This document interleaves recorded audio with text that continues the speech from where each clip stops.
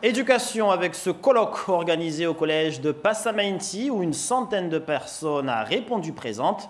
Un colloque police, médecine, justice, éducation nationale au sein d'un établissement qui a été le théâtre de graves incidents entre jeunes l'année dernière. À Passamainti, René Lataste, Nordine Bensmaïl.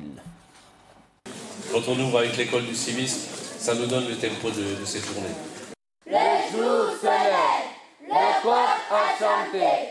Toi, bénévole d'association, sois actif. L'école du civisme du capitaine de police Chamassi avec la chorale des jeunes tirés de situations difficiles.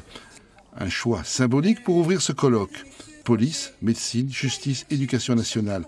L'approche est globale et demande du recul sur les événements, au lendemain en plus d'une crise sociale.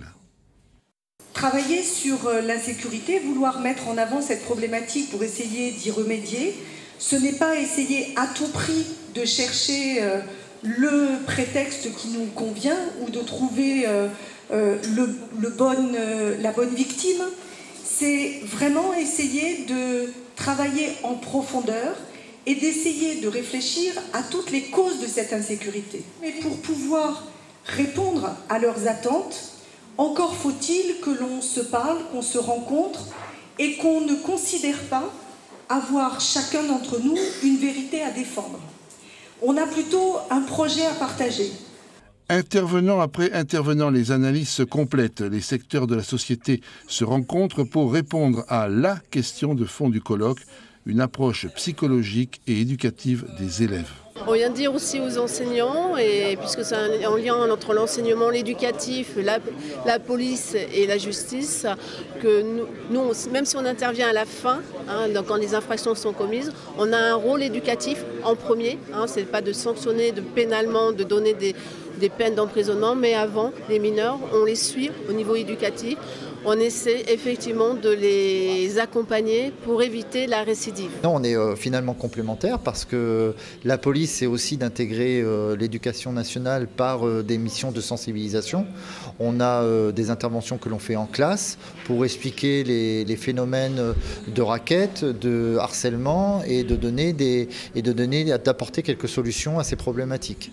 Aucun aspect n'est tabou, le phénomène de la drogue est clairement abordé.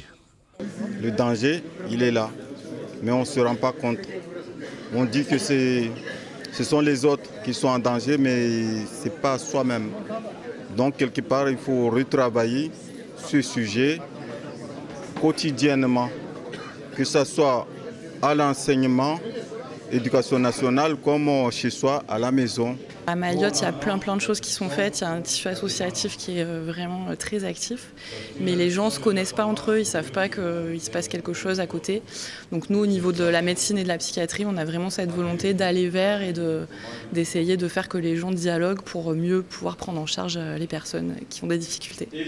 Une journée de rencontre pour faire progresser concrètement le vivre ensemble.